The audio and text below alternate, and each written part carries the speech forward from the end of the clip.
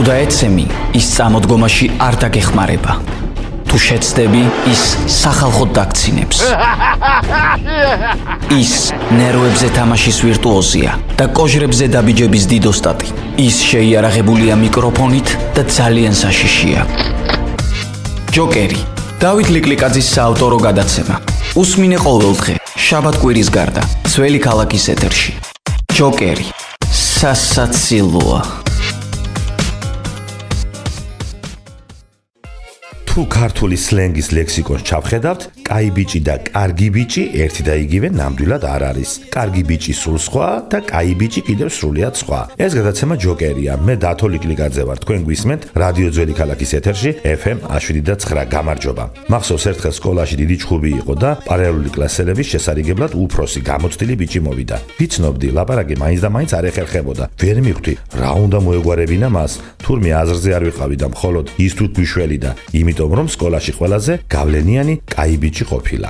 ქართულ რეალობაში კაი ბიჭობამ პოპულარობა მოიპოვა და შეივსო ქურდულ სამყაროსა და ჩვეულებრივ მოგზაურებს შორის დარჩენილი სივრცით. კაი ბიჭი არ იყო კრიმინალური ავტორიტეტი, მაგრამ კარგი ბიჭისაგან მკვეთრად განსხვავდებოდა. აი მაგალითად, თუ კარგ ბიჭს შეეძლო წითელი მაისურით გამოჩენილიყო საზოგადოებაში, კაი ბიჭი ამას არაფრით არ იკადრებდა.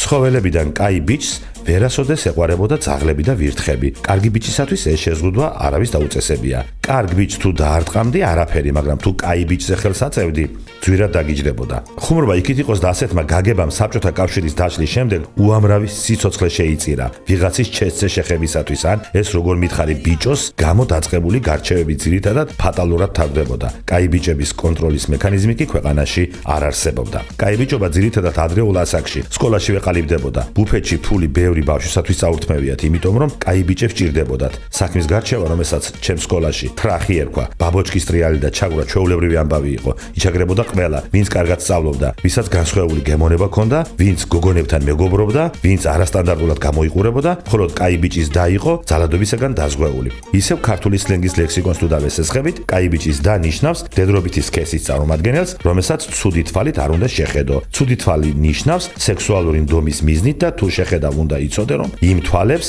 ან ცალთვალს მაინც კარგახანს ვერ გაახელდით კივილისა და ჩალურჯებისაგან. თუმცა აღსანიშნავია, რომ ჩემი სკოლის დამთავრებიდან 30 წელზე მეტი გავიდა. ჩემს გარშემო კაი ბიჭების რაოდენობამ საგრძნობლად იკლო. დღეს ეს საკითხი სახუმარო თემადაა ქცეული. ზოგიერთი ადამიანი უბანში მომხდარ ისტორიებს კურიოზებად იხსენებს. მაგალითად, კაი ბიჭებისა და ტორტის ამბებს. თავს იმით ვიმშვიდებ, რომ დღეს ასეთი ტიპების გამოვლენები უკვე სასაცილოც არის და დაცინვის საგანი. მოკლედ, ინტერნეტმა და ზოგადად ელექტროენერგიამ სხვა ბევრი რამეც გადაანათა. მათ შორის კაი ბიჭობის სუბკულტურაც. ეს გადაცემა ჯოკერია. მე დათო ლიკლიკაძე ვარ. შევხვდებით ერთმანეთს ყოველდღე, შაბათ-კვირის გარდა. თუ დაეცემი, ის წამოდგომაში არ დაგეხმარება. თუ შეცდები, ის სახალხოდ დაგცინებს. ის ნერვებზე თამაშის ვირტუოზია და კოჟრებზე დაბიჯების დიდოსტატი. ის შეიარაღებულია მიკროფონით და ძალიან საშიშია. ჯოკერი, დავით ლიკლიკაძის საავტორო გადაცემა. უსმინე ყოველდღე, შაბათ-კვირის გარდა, ძველი ქალაქის ეთერში. ჯოკერი, სასაცილოა.